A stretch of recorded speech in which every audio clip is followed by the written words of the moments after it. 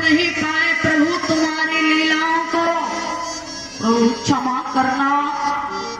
हम अहम घमंड हमें हुआ कि नमामि निर्विकारं नमामि विश्वव्यापकं और नमामि देव निरंजनं नमामि योगिनं।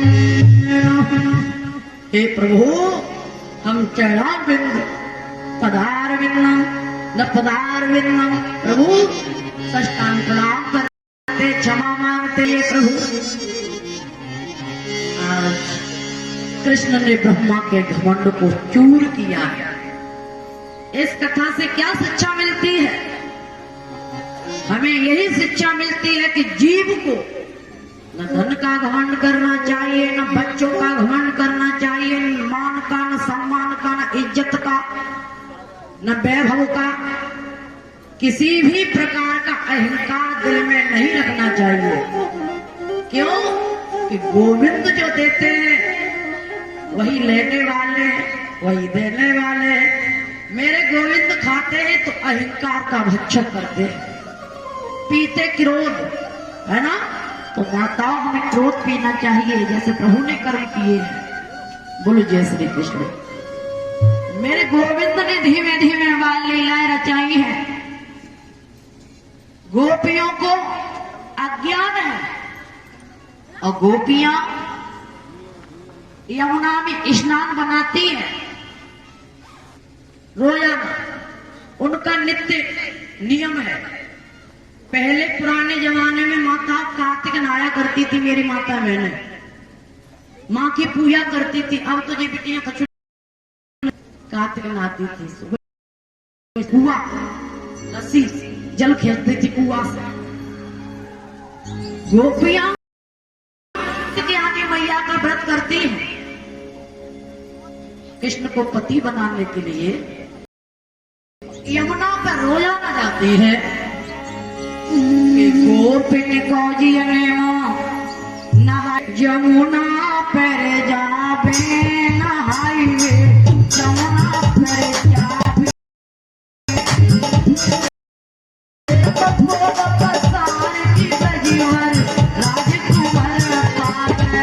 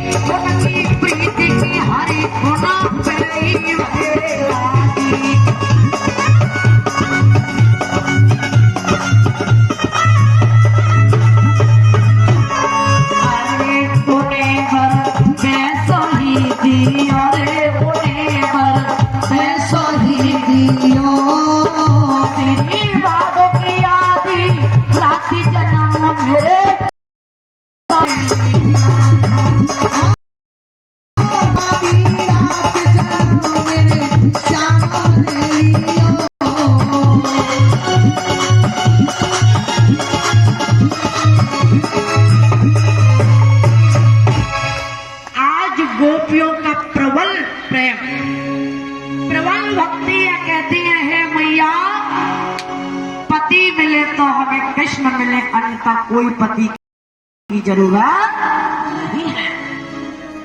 कृष्ण ने देखा कि इनके अंदर बड़ा भाव अच्छा है। कृष्ण ने देरी नहीं लगाई, मेरे गोविंद ने सुंदर मुरली लेके कदम के वृक्ष में चढ़ गए। ज्ञान नहीं था आपको गोपियों को। नागिन होके स्नान करती थी रोजाना, चीर उठा लिए, सब चीर लेकर के कदम पे मुरली बजाना शुरू किया। ऐसी मुरली बजाई, मुरली की धुन माताओं जब गोपियों के कानों में पड़ जाती थी तो उन्मत्त हो जाया करती थी, सारी शुद्ध बुद्ध भूल जाया करती थी, खाना पीना। कानों में आवाज पड़ी, राधा ललिता दिशा का बोली बाना आ गए आ गए। मुरली की आवाज सुनते ही गोविंद की ऊपर जैसे दृष्टि घुमाई, तट पे वस्त्र ढूंढने लगी, नजर नहीं आए। गोपियां बोले लाला कन्हैया, हे प्रभु कि तुम तो मोहन चतुर, ज्ञान तुम कहाँ से ले आए, ज्ञान तुम कहाँ से ले आए। कौन शास्त्र में लिखो कि दर्शन तुमने पाए।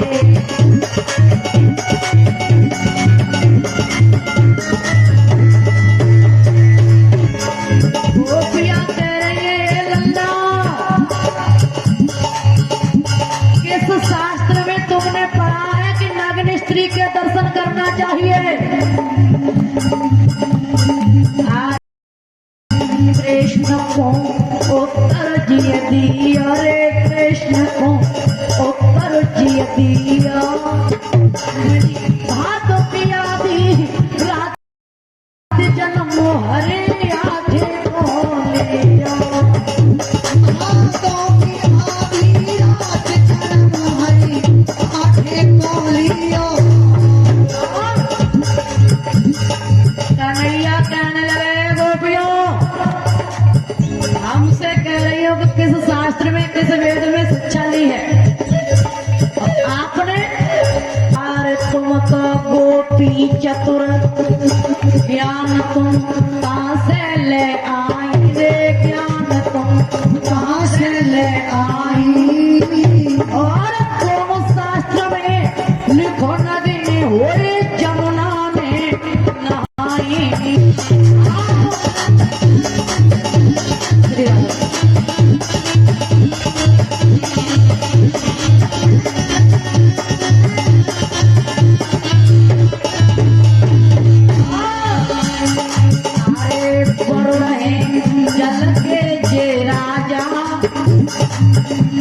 वरुण है जल के जे राजा, अपराध तो सुझिया तुमको ही लागा।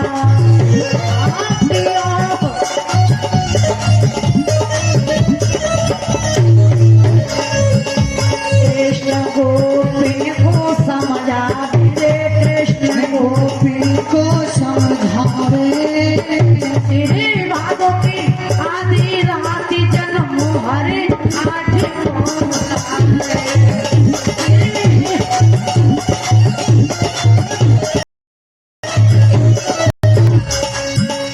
कह दिया वो गोपियों, तुमने वरुणदेव भगवान की निंदा की है। तुमको मालूम नहीं है ये जल देवताएं रहते हैं, वरुणदेव भगवान रहते हैं। गौर करना परीक्षित महाराज, समय को देखते हुए चीर हरण लीला मैंने सुनाई है। लीला बहुत बड़ी है कथा। कुछ लोग ये कहते हैं शास्त्री व्यास गति पे बैठकर कि पुरान पात पहन के निकली कृष्ण हंसे दैताली। रवीर भैया के शरीर से पत्ते लगाए हैं और बाहर निकली है और कन्हैया हंसने लगे।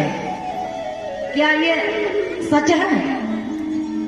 बोलने वाले जो बोलते हैं, किसी भी शास्त्र में किसी भी वेद में ऐसा शब्द नहीं आया है।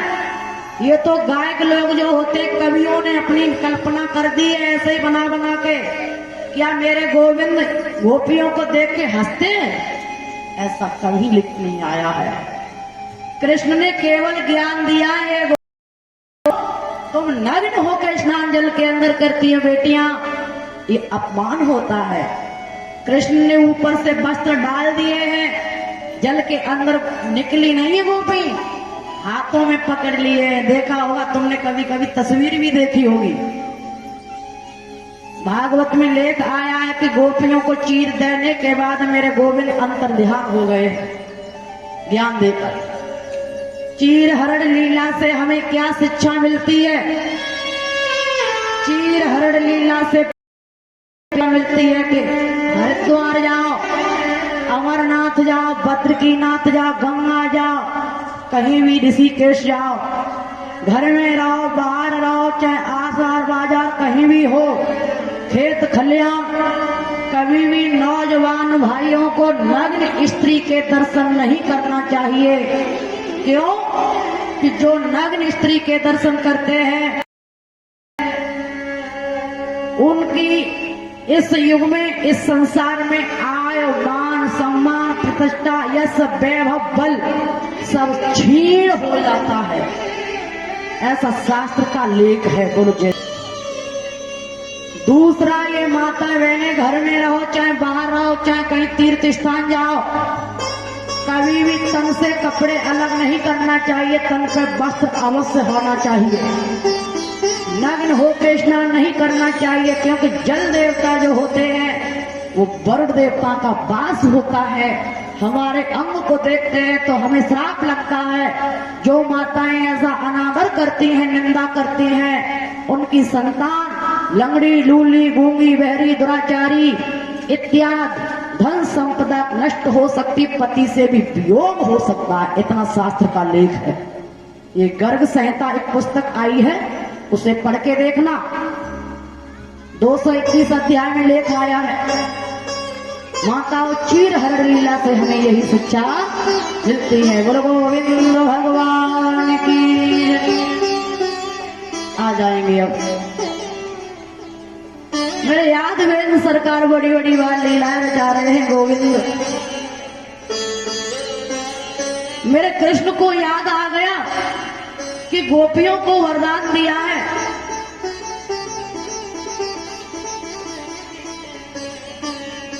कि उनके साथ हम महारास रचाएंगे। मेरे गोविंद भांडीर वन में जाते हैं। कुछ समय के बाद सुंदर मुरली बजाते हैं, मीठी मीठी।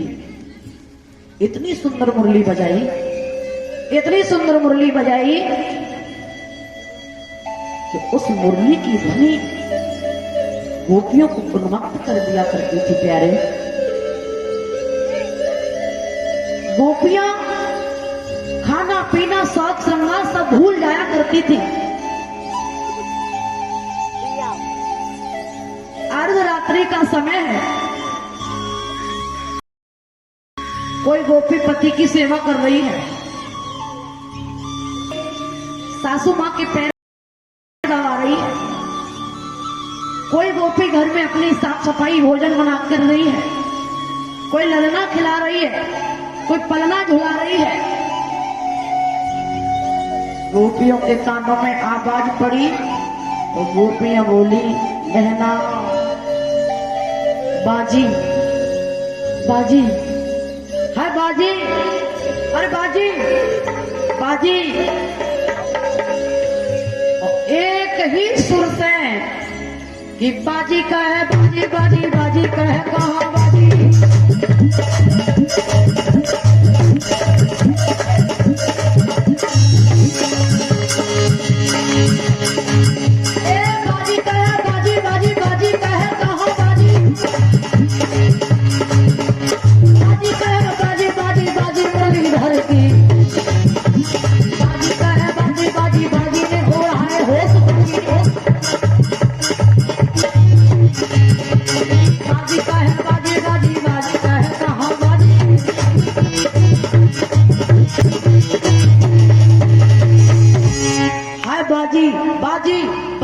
जैसे कि गांव में चोर आ जाते हैं ना, तो हम लोग चोर आते हैं धर्मेंद्र भैया, तो आदेश में ये नहीं कह पाते कि चोर आ गए, आ गए, आ गए, आ गए, आ गए। आज गोपियां कितनी भी ब्रज की है, बाजी बाजी है, बाजी है, बाजी। एकत्रित होके आधी रात के समय बोली, बहना जिज्जी चलो। सुध बुध भूल गई आंखन को कजरा ओठन में, ओठन की लाली आंखन में, बालन को गजरा बाहन में, हाथ हाथन के कंगन मालन में, पैरन के बिछुआ अमुलन में श्रृंगार बना रही गोपियां इतनी उन्मत्त हो गई, सुदबुद भूल गई प्यारी गोपियां। प्रबल प्रेम है गोपियों का और पहुंच गई भांडीर वन में।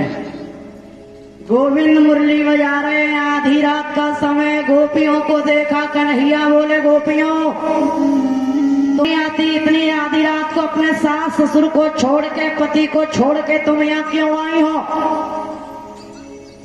पतिव्रत धर्म नेम नहीं दूजा, सास ससुर पति दूजा। भगवान कृष्ण ने जैसे ये शब्द कहा तो प्रेम की वृह वेदना में गोपियां अश्रुधारा बहाती हुई कर जोड़े के खड़ी हो गई। बोली, प्रभु जब हमें साक्षात पति मिल गया है, हम नकली पति को लेके क्या करेंगे? हमें अपने साक्षात पति की साक्षात्कार दिख गया, हम प्रभु वापस नहीं जाएंगे। समझ गए मेरे गोविंद कि मेरी गोपियों को ज्ञान हो गया है। गोविंद समझ गए। सुंदर महाराज रचाने लगे हैं कन्हैया। ऐसा वैसा नहीं, कन्हैया ने रास रचाया। प्रत्येक गोपी जैसे ही चले, एक दिन हुआ, 2 दिन हुआ, इधर कामदेव जो था, कामदेव ने देखा जहाँ स्त्री पुरुष का समागम होता है तो काम वासना जागृत होती है। कामदेव ने सोचा ये कैसा कन्हैया है, कैसा भगवान है, आधी रात को स्त्रियों को लेता है या पुरुष कोई आता नहीं है। आज मैं देखूंगा, इसकी परीक्षा लूंगा कि देखे ये कन्हैया क्या करता है। छुप करके खड़ा हो गया। मेरे गोविंद ने लीला दर्शा दी, कह दी, ओ कामदेव, 1 गोपी 2 कन्हैया, 2 गोपी 4 कन्हैया, प्रत्येक गोपी के पास एक एक कन्हैया नजर आने लगे हैं। कामदेव को भी देखते ही देखते परास्त कर दिया है गोविंद। कामदेव भगवान की। अब महाराज शुरू हुआ। कैलाश पर्वत पे भोले बाबा, मैया पार्वती है, रोजाना जाती महाराज के लिए। एक दिन भोले बाबा बोले, पार्वती, हाँ बहुत दिन हो गए तुम्हें महाराज में जाते जाते, क्या करें? आज कुछ भी।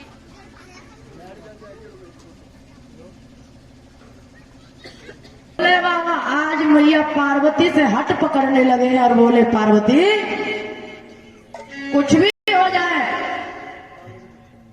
हम कृष्ण का महाराज देखने के लिए जाएंगे। पार्वती बोली, प्रभु तुम्हारे दिल में ऐसी कौन सी आज जिज्ञासा उत्पन्न हो गई? तुमको पता नहीं है वहां पुरुषों की कोई जरूरत नहीं है, केवल है। प्रभु तुम्हें मालूम होना चाहिए, बेइज्जती हो जाएगी, तुम न जाओ, न जाओ। भोले बाबा हट पकड़े हैं।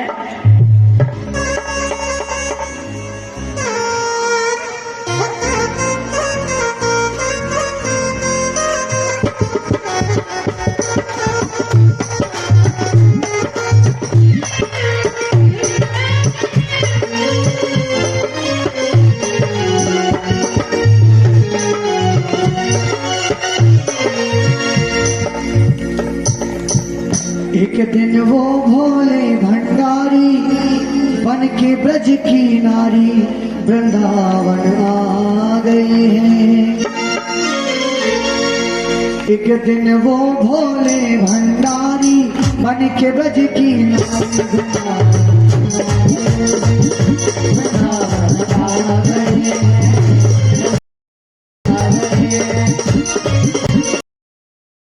भी मना के भारी ना माने तुम्हारे पावन आ गए।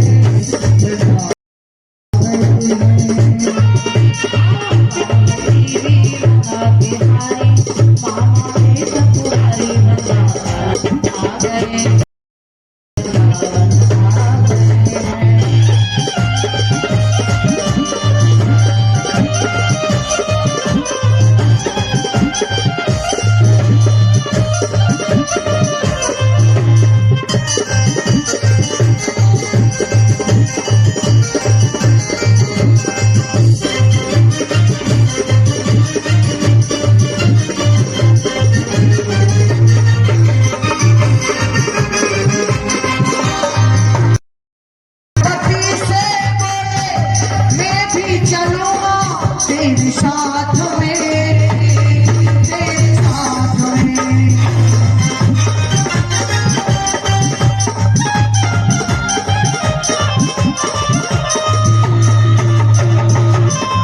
और राधा संग मैं भी नचूंगा तेरे साथ में, तेरे साथ में।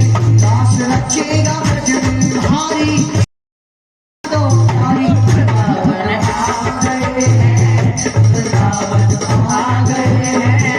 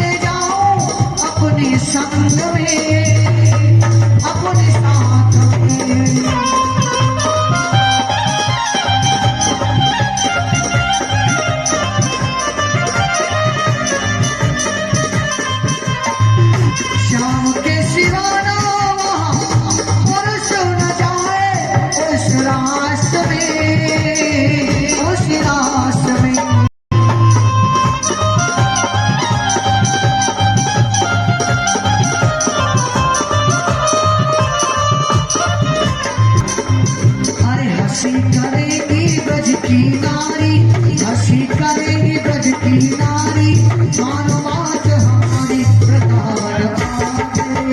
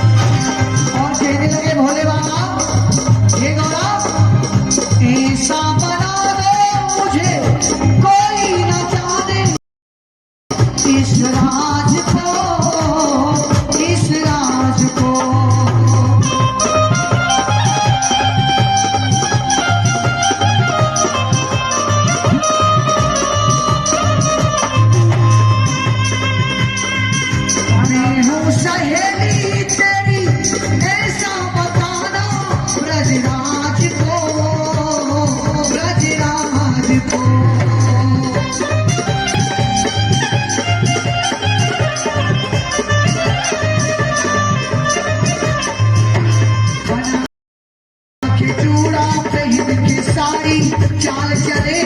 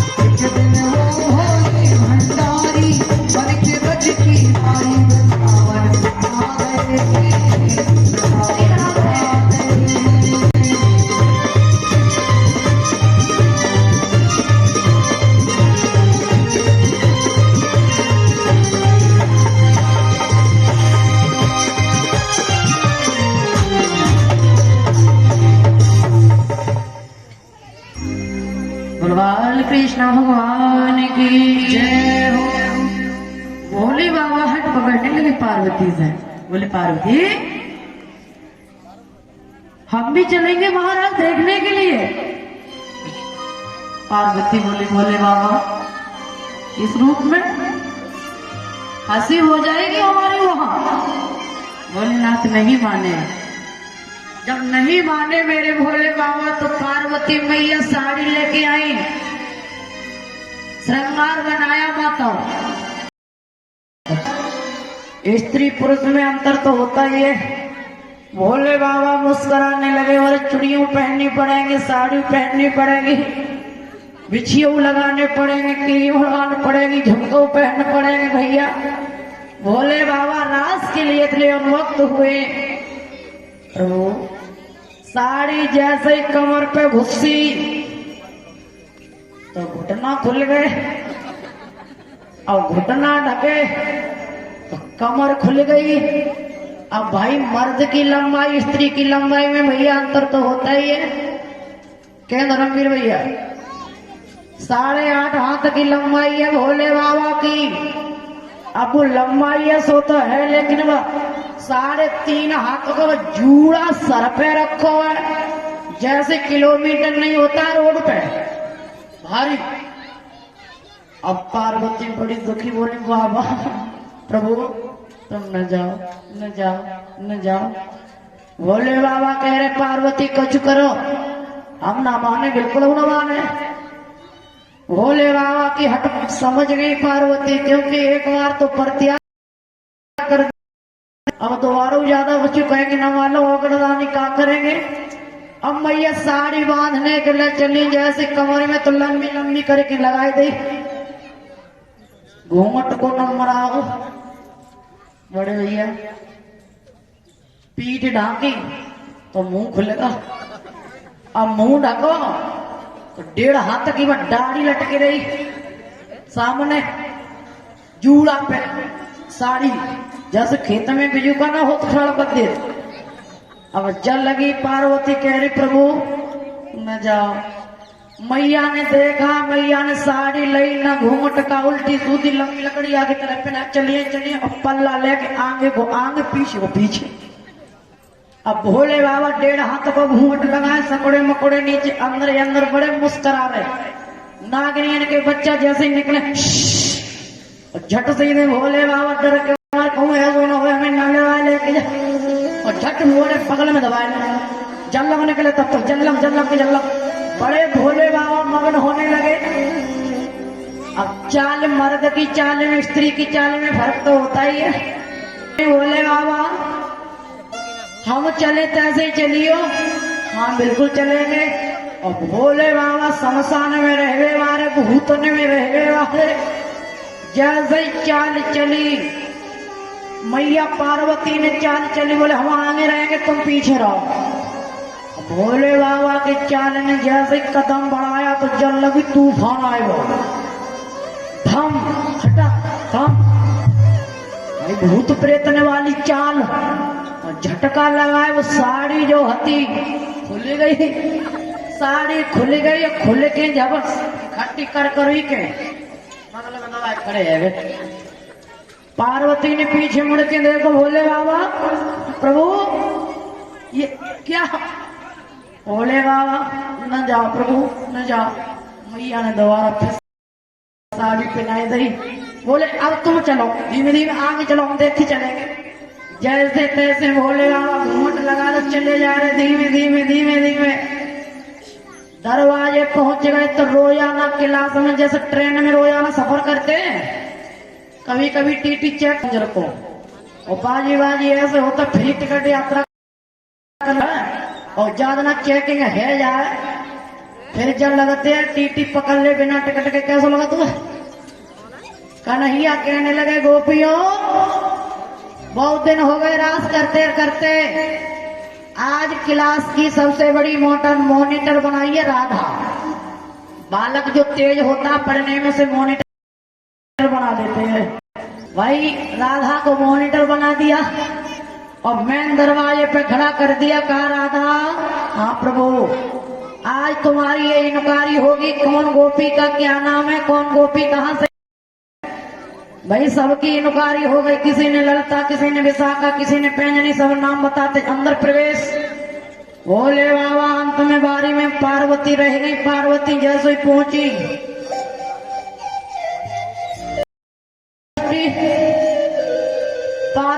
देख के नीचे नजर कर ले, झट से तिरछी नजर से देख रहे जो गोपी नहीं। पार्वती पार्वती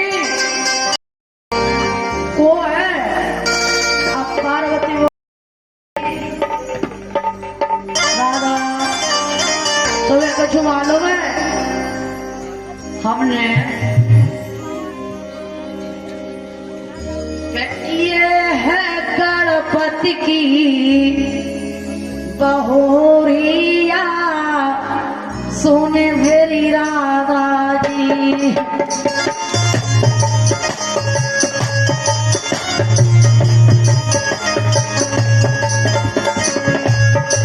ये है गणपति की बहुरिया सुन मेरी राधा जी।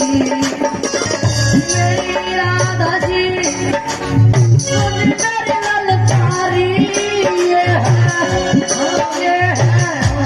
ये है बिटुआ की दुल्हनिया। ये है गणपति की दुल्हनिया सुन मेरी राधा जी।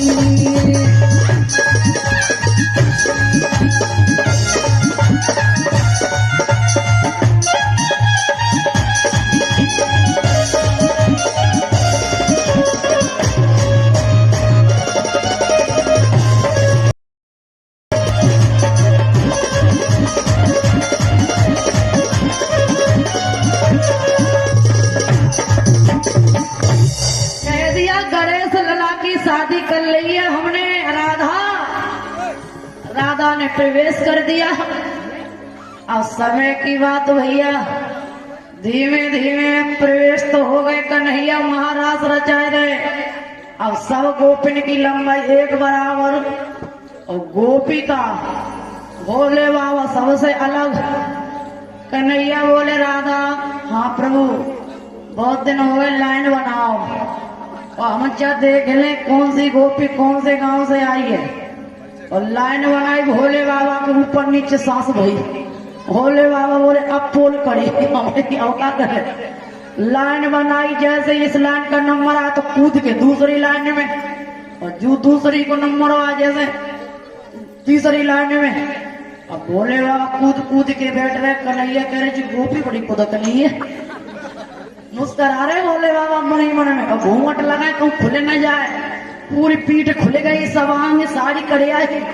अब पार्वती कहेंगे भाई खोले न कहूँ खुल जाए। आए दैया भोले बाबा कन्हैया कहने लगे मेरे मोहन है गोपी क्या नाम है तेरा बोल। शकुंतला। तेरा नाम क्या गोपी? अरे की ब्रह्मा हरे लियो, अरे की ब्रह्मा मन में हरे लियो।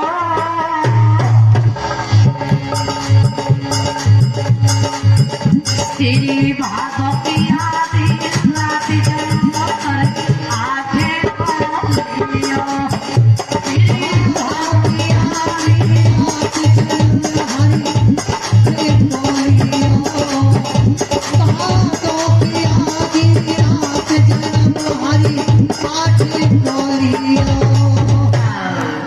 कह दिया हो कन्हैया हम समझ नहीं पाए प्रभु तुम्हारी लीलाओं को, प्रभु क्षमा करना। हम अहम घमंड हमें हुआ कि नमामि निर्विकारं नमामि विश्वव्यापकं।